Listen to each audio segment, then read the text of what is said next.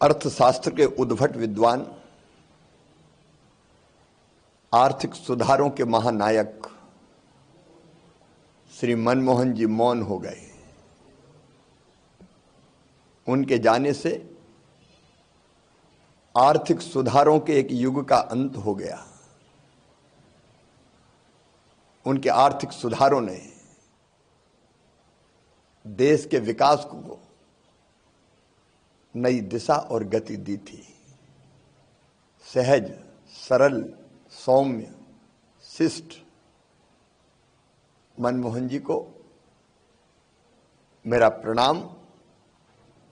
भगवान दिवंगत आत्मा को शांति दें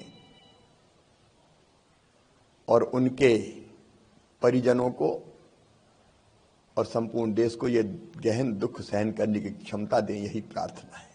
ओम शांति। कोई ऐसा स्मरण पर जो आपके उनके साथ रहा हो?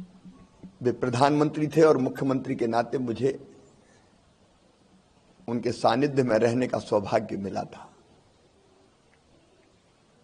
एक बार मध्य प्रदेश में पाले के कारण, फ्रॉस्ट के कारण, शीतलहर के कारण जो पाला पड़ता है उससे फसलों का व्यापक नुकसान हो गया।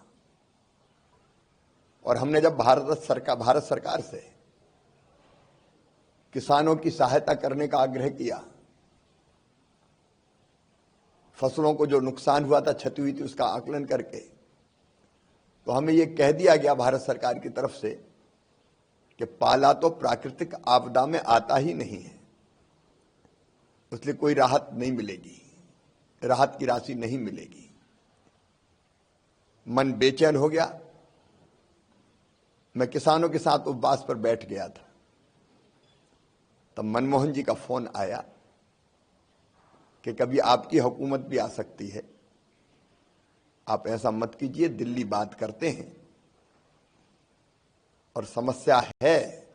मैंने कहा समस्या है, किसान परेशान है, तो बोले हल निकालते हैं। मैं दिल्ली आया। मनमोहन जी ने एक कमेटी बनाई, पाला प्राकृतिक आपदा है कि नहीं इसके लिए। उसमें स्वर्गीय दादा प्रणब मुखर्जी,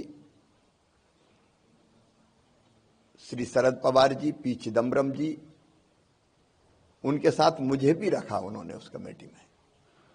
और बाद में उस कमेटी ने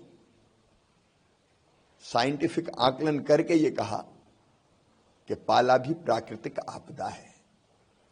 और उसके बाद मध्य प्रदेश को 400 करोड़ रुपए की आर्थिक सहायता मनमोहन जी ने, केंद्र सरकार ने दी थी किसानों के लिए।